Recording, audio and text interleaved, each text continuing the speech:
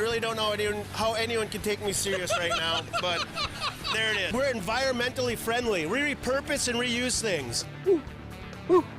Woo. Let's stir it up. I'm going with Northern Iowa. I'm looking for the Bison to cover the Dogs.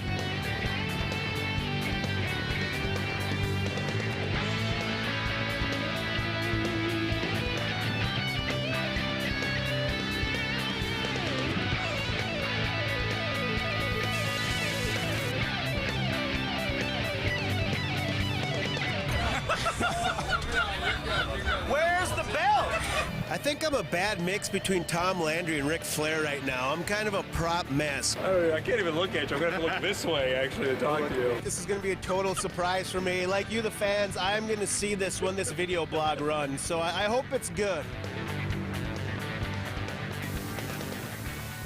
Hi, everyone, and welcome to Vermillion in the Dakota Dome as we get set for North Dakota State and University of South Dakota in FCS football on this football Saturday. Along with Big E, Eric Peterson, and Jeff Kolpak, I'm Dom Izzo, the Media Blog pregame show here on WDAY's Extra and WDAY.com. Boys, here we are, the Bison, winners of 31 in a row, heading to South Dakota. First time that the NDSU football team, Jeffrey, will play inside this building since 2002. An epic game there where the Bison lost 40-37 in 4 overtimes. The last 2 times these two schools have met, it's been decidedly NDSU, 96-0 over the last 2 years. There's been a lot of epic games, actually, over the years in this building. And I go back to 1985 with the infamous pitch when Jeff Bentram was horizontal to the ground, somehow got the ball off to James Molstry. I was on the other sideline, and all I saw was James Molstry going down the sideline. Nobody really knew what happened, and that was just part of this series. It's really been some hard-fought games, but like you said,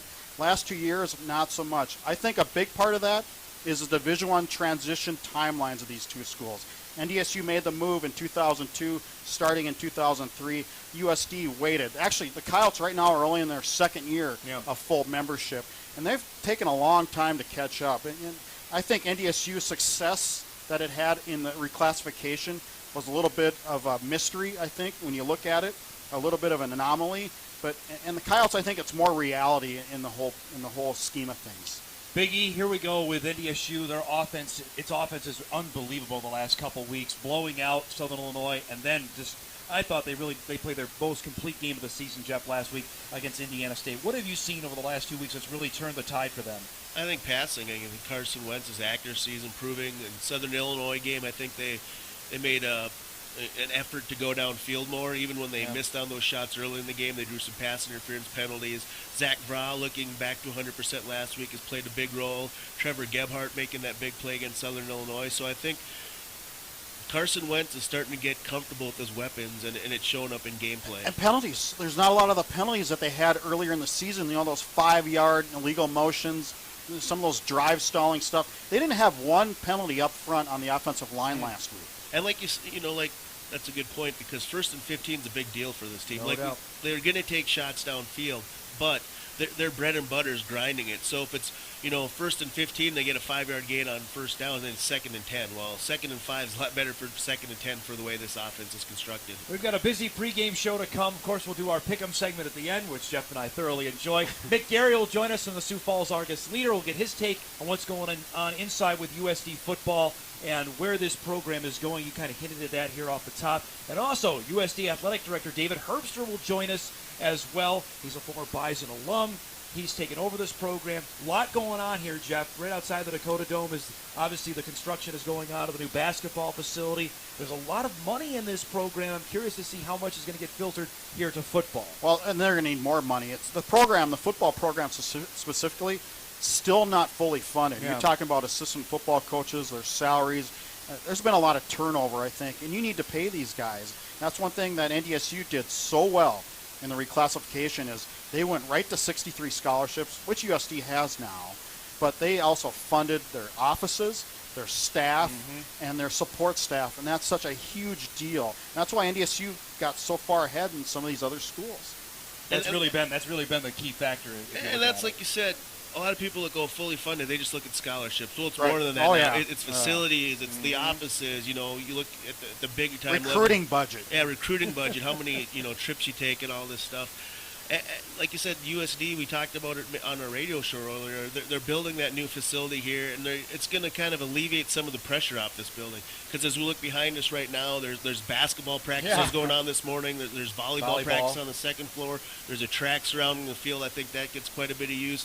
All that stuff is going to be moved to that new facility, kind of freeing this up to be football. Right. The multi-use facility, it's so 70s. You can't have it anymore. It really is. But you think they've got a lot of good vibes going. They hired Craig Smith, former Tim Miles assistant. He's the new men's basketball coach here. There's some positive momentum. We were really curious when they hired Joe Glenn in late 2011. Like, Joe Glenn, wow, is he going to come back to the SCS, going back to his alma mater? He was pumped up about it. Their program wins one game in 2012. They won 4 last year. You thought, okay, maybe they're starting to get something going, and it hasn't really worked out. What have you seen from afar of why things have not gone the way they hoped? Well, 3-16 in the Missouri Valley, and that's a tough place to go. Yep. It's a tough league for one. Obviously, we talk about the Sagarin ratings. You're going to the best league in the country. Yeah, it's one thing if they went into the Big South. Okay, you put USD in the Big South, they're probably contending for a title or at least up to the top. But this is the Missouri Valley, and this is a tough time for them to come in to the Missouri Valley. I just, if you were like in 03, 04, you'd have more time to build it. Yeah. And they're playing catch-up mode. To me, it just seems like they're playing catch-up mode to the state universities. Well, and then the other thing, like you said, NDSU and SDSU went first, so they already got the recruiting started as far as trying to get the Division I type athletes. Right. And then SDSU had some success right away making the playoffs. NDSU, we've seen the success they had. So, I mean, where are you at in the recruiting rung when you look at this region when you start behind? When NDSU was Division II, they didn't get these kids out of South Dakota like they were now. There was a lot of Wisconsin, Minnesota kids. That's how they built their Division II program. Different deal now. Now Division I, I think these guys are going, oh, it's Division I. And they're getting some of these players. You talk about Trevor Gebhardt. You're talking about Austin Cooner, Mike Hardy. Started with Preston Evans. You get these Sioux Falls-based kids.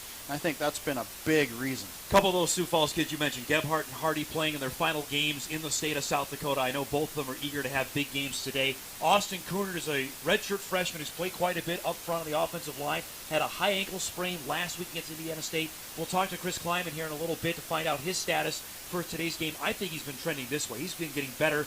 And just as a redshirt freshman, boy, the Bison coaching staff has got to love that. And that goes for the whole line as a whole. Yeah. In its attire, you got 4 new starters, and the other one went from right tackle to left tackle, and Joe Haig. It just took a while. Now, you can't, as a coach, and Connor Riley, the assistant, said as much. He goes, well, you can't just say, oh, take your time. We know you have new starters. You have to have higher expectations. But I think the reality of it is, it is now starting to gel. It has had 2 games in a row. It hasn't been this, and 3 games in a row today, I think, would make a trend. Dom, I just don't have my hard edge today. We're not out in the tailgating. I don't feel the vibe. You know what I mean? We're kind of in. We're in a suite here. In a suite. This is too swanky for me, man. I can't handle this. Well, that brings up an interesting point about how many Bison fans we're going to see here today, because you heard earlier today maybe about 1,100. We had Trevor Gebhardt's dad, who's the head track coach of Sioux Falls, Washington. He thinks maybe 2,500. I think it's somewhere in that 2,500 to 3,000 range. I think there's going to be a lot of green and yellow in here today. Well, there's a Frisco effect. Yeah. You don't know how many tickets Bison fans bought up in other sources and other revenue ways. You know, they're good at it. What you learn in Frisco is they find other ways to find tickets other than the mainstream. Big games today all over the Missouri Valley, which we'll talk about here as well. Indiana State playing Southern Illinois, the last 2 Bison opponents playing each other. And basically, what's a must-win game there? The loser of that game, in my estimation, is probably out of the playoff picture. Missouri State takes on Illinois State. The Redbirds, of course, along with NDSU, the only other unbeaten in the Missouri Valley. A game up the road in Brookings, which I know a lot of people here will have their eyes on, is Youngstown against South Dakota State. And the winner of that game, I think, puts itself in solid position for a playoff berth. Both are 5-2, and both have played some relatively tough schedules. Now, you're halfway through after today. You're only halfway through the Missouri Valley schedule. Still got a long way to go. There's still 4 more games, and there's still a long way to go. But you need to start. I think it's going to be some separation. probably starting today and certainly next week. Could happen in Macomb as well, where Northern Iowa plays Western Illinois. The Panthers are coming off a loss to South Dakota State. Western has come so close to beating NDSU, to beating Illinois State. That's a prime upset game right there, too. Yeah, I mean, Western's tough. I think their defense is pretty good, although Western just needs to play a full game. I think we've seen it a lot, that they've been in there for a half or 3 quarters. They got to find a way to be in there for 4 quarters and finish off some of these games. And if you're NDSU, if you're an NDSU fan, you got to find somebody to beat Illinois State, and then, or else you're going to the tiebreaker because of the way the schedule fits. NDSU does not play Illinois State this year, so they will not go head-to-head. There's not that chance of 2 teams duking it off for once and for all for the title this year. Could go to a tiebreaker, and we've been asked many times now. You have it memorized. You're going to put me on the spot here. It's common conference opponents' record is the first tiebreaker if they end up being each of them 8-0 in conference play. Or 7-1. Or 7-1 if it comes down that play down the road. So we'll see what happens. Illinois State still has some tough games on its schedule down the pipe. They still have to play Northern Iowa. They still have So does NDSU. They still have Mo State, which so does NDSU. So there's nothing to say that either of these teams are going to go through without a blemish. And NDSU still has to go to Missouri State. Yep. Ooh. Okay, they're just going to get plastered there. Plaster field comment. I'm done with that story. No, you're not. You're not You love coming that out thing, with that man. until the middle of November. Well, as I mentioned, David Herbster still to come, USD Athletic Director. As we roll on our Bison pregame show, you'll be coming back later on. I don't know if the Flo brothers will be making another appearance. The belt is retired at least till the end of the season, right? Yeah, We're not going to see that for you a just while. can't bring that out every week. Yeah. I mean, everyone wants it, but you can't always give people what they want, right, Dom? I try to. Thanks for Well, I coming think by. this is my cue to get out of here. We'll right? see you in a little All bit. right. That's your non-subtle cue to say we've got other guests to stop by coming up. But Big E will join us here at the end of the show with, I'm sure, some sort of regalia and all sorts of fun stuff to entertain us for the rest part of the show. But you look at this matchup here today. USD comes in. They started the season with Oregon. So I don't know if any challenge like what they play today against NDSU will be any harder than what they started the season out in Eugene. Well, in Oregon, that's a no-win situation because you're just not going to win that game.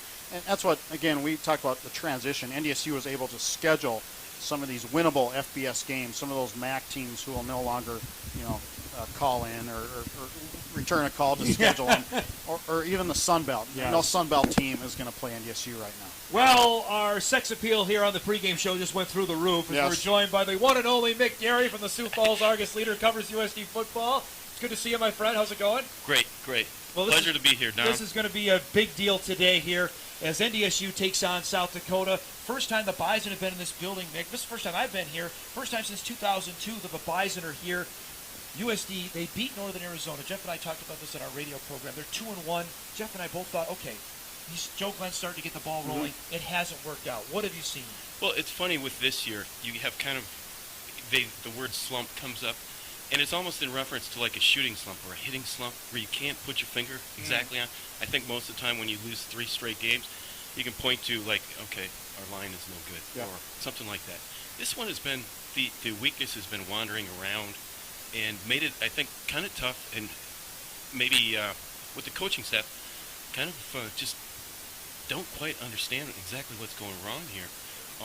And I think they're still very confident that they have a better team than they have in the past. Yeah. The program's going in the right direction, but it's not showing up on Saturdays. Well, yeah, the vibe I get is there's playmakers during practice during the week. Tuesdays and Wednesday. Yeah, also when the lights come on, for whatever reason, and Joe Glenn has been around a long time.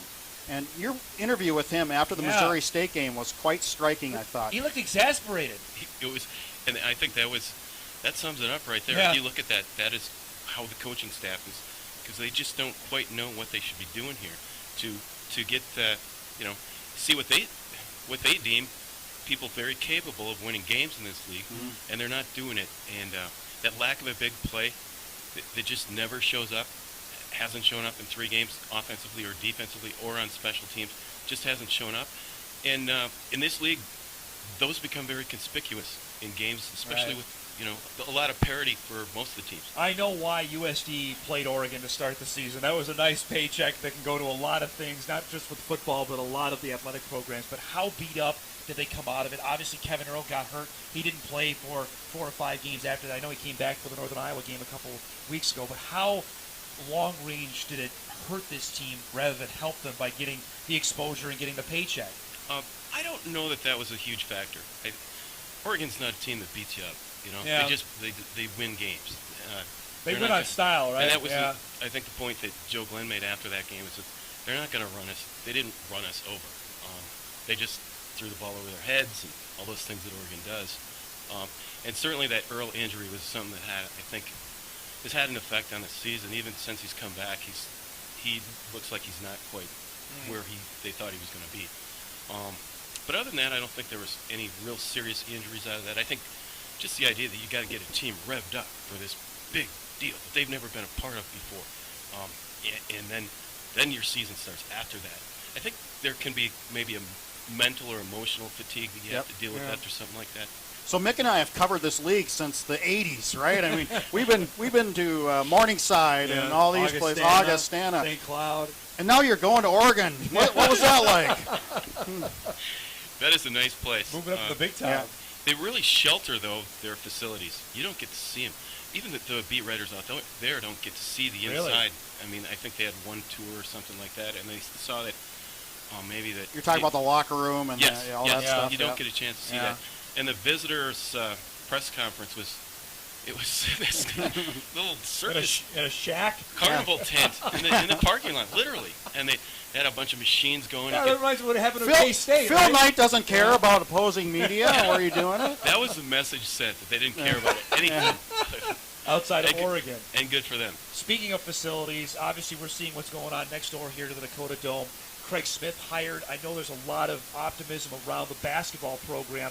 Where do you see this whole athletic program going in the next 5 years, and how much is football a big centerpiece of that and being successful in this division? Well, it's a big deal. Obviously, it's a big deal, and they're in the league they should be in, and all those things are in place. They just got to start winning a little bit with football. I think that when you see the construction going on out there, you can see that they're taking this all very seriously.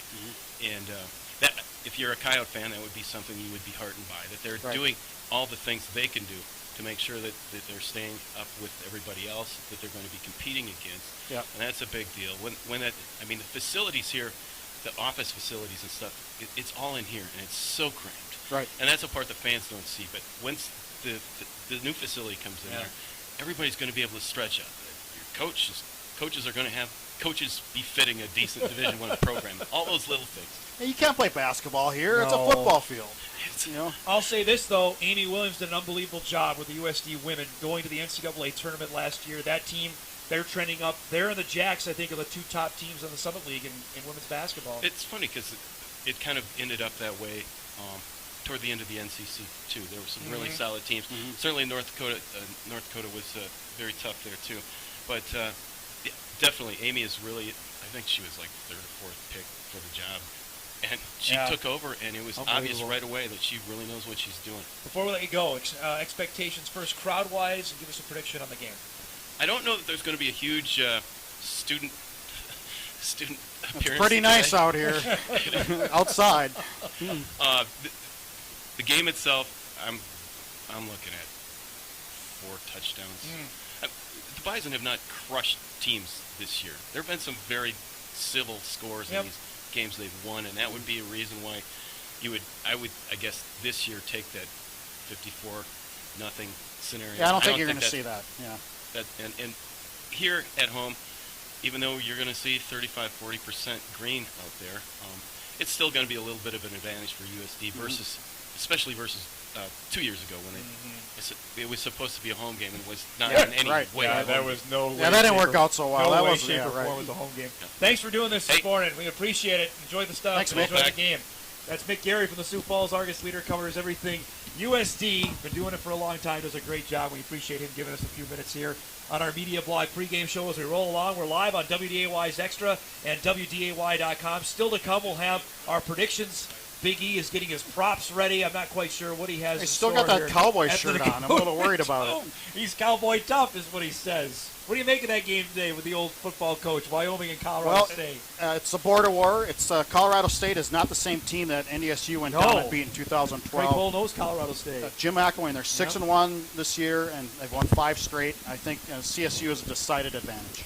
Well, we've got the height in this pregame show has certainly went up as we were pleased to welcome in USD Athletic Director David Herbster. It's good to see you, my friend. How you doing? Hey, David. Jeff, Well, it's good to this see you. is a big day, I know, for you. Obviously, getting the national champs here, the team that's won 31 in a row. What do you expect? Let's start first crowd-wise, because we're hearing all sorts of different numbers. You know how well the Bison travel. What are you expecting of your crowd today? Yeah, the game itself is sold out, so I think we sold out by last Monday. And it's one of those things that's you know the tickets are allocated. Now you just got to show up and get here. Yeah. And so with a beautiful day like this, I've already talked to a few people. It's tough because all the farmers are still in the fields Yeah. too, trying to pull stuff out. So we'll see. I think it'll be a pretty lively environment. We talked about this with Mick about the facilities and the new construction you have with the basketball arena next door and other stuff, offices too especially. What kind of dollar amount are we talking here? How much investment is the university making into its new facilities? Overall, it'll be a $66 million project. So Okay. that's the basketball arena Yep. as well as the track and soccer complex. So the basketball and volleyball arena will actually attach itself to the dome, and then where the Bison have set up their tailgate nation right now is where the track and soccer complex will go. This is keeping up in the arms race, because you see what's going on in Fargo, the new basketball Right. race. Up the road in Brookings, they've got the new indoor facility and a brand new football stadium. This is all about we have to stay relevant, or else we're going to get passed by, isn't it? It really is. But again, even look at the dome itself. I mean, it's the one place for everything in this department, and Yep. too often you feel like a newborn litter of puppies in a cardboard box. I mean, we're all just crawling all Right. over each other, and there's really just not enough space. Yeah. Even for us, playing football in here, we spend our first 2 weeks of the basketball season on the road, and that gets tough. And we do expect at some point, if you making the playoffs, if you host a football game, that really can compound a problem with Well, basketball. it's amazing, Dave, how fast things change, because there was a time when you were ready to go to the Big Sky, and all of a sudden in a last-second Yep. moment, next thing we know The is you're in the Summit calls. Summit calls.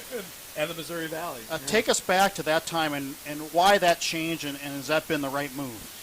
I definitely think it's been the right move. The change, everything happened within about 72 hours. Right, yeah, it was because fast. On a Monday, North Dakota announced they were going to the Big Big Sky Sky. along with Southern Utah. Yeah. We were probably a couple days behind getting some of the approvals and going through our border regions that we needed. When North Dakota announced, and they announced without us, that opened up the door. The Missouri Valley called us and said, would you be interested? Yeah. Well, at that point, we were so far down the road to Big Sky, we weren't going to dance around very long with this. By the end of that day, by the end of that Tuesday, we had an invitation to the Missouri Valley, and we took it. And it's been the best move you probably could have made, right? It made a lot of sense, especially when we first started the whole transition. Right. Who were we and where do we want to go? That was kind of in that matrix all along because it fits us both from a geographic footprint and alumni footprint. The travel in the Big Sky would have been difficult for us, but not totally unmanageable. But I think it was definitely the right move. Yep. Let's talk about the status of the football program. Obviously, not the wins that you want. You're 3-16 since joining the Valley. What does this program have to do to turn those losses into victories? Is Joe Glenn's the right guy? He's a USD guy. Apparently, there's no pressure on him. It's only the second year in the transition, correct? Right. As Out a of the fully transition. fledged. What do you need to do to turn that around so you're contending for an FCS playoff spot? Right. You know what? He's building it the right way. You don't see it in the wins and losses, but right Yeah. now I see it in the classroom. I see it in the character and the integrity of these kids. It's going to take a little bit of time. Some of our best players right now are redshirting or they're freshmen. They're first or second year players, so it's going to take a few birthdays for these guys to That's grow his up. favorite a little line, bit. yeah. It is one of his We just need favorites. birthdays. Yeah. And I really do think that's it. Now, there are things that we still need to do. We still need to make some investments in facilities, which we're doing right now. I think we need to make some investments in our coaching staff to make sure, because right now, if you look at the numbers, we're the lowest paid coaching staff in the Missouri Valley. And that's something fans don't see, No, right? And they don't see that's that. one of those, like you said, factors that you just don't see. right. How big a deal was it for the school that the women's basketball team makes the NCAA tournament? Then you hire Craig Smith, a known name in this part of the world, no name in sports, with Jeff and me. That now those inroads with basketball are starting to be made, especially with the tournament appearance last year. Right. It's huge. It's huge, especially coming out of the transition to have that type of success so soon out of the transition from Division II to Division I, to be able to jump in there. And it's certainly the commitment that we've made. Basketball, we've had success through the transition, but without the ability for postseason, it kind of loses a little bit. Right. So really with basketball, women making the tournament was huge. the changeover in the men's program and hiring Craig Smith, definitely an influx of energy.